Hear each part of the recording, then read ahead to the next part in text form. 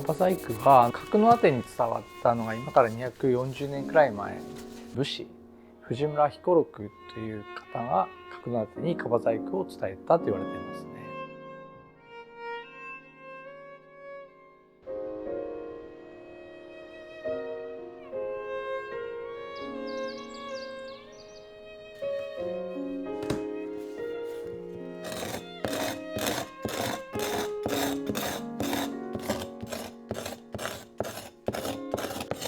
山桜の皮を削って磨いて、でいろんなものに貼り合わせてたり、いろんなものに巻きつけたり、茶筒とかは1から10までこう形を作っていくんですけども、山桜の皮を使った伝統工芸品。今では茶筒とかも、あとその他に、こう身につける装飾品でしたり、あと、お土産品、ストラップキーホルダーとか、本当にいろんな商品を作ってまして、全部でやっぱり300から400アイテム。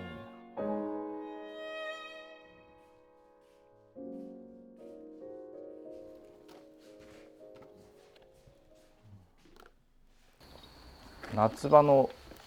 8月の前後1ヶ月半ぐらいですね。それぐらいしか葉に取れる時期がないので、それ以外だともう剥がれないんです。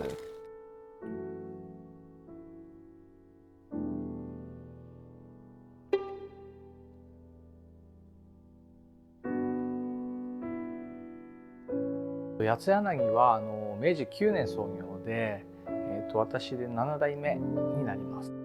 伝統っていうのは絶えざる革新の中でこそ生き続ける。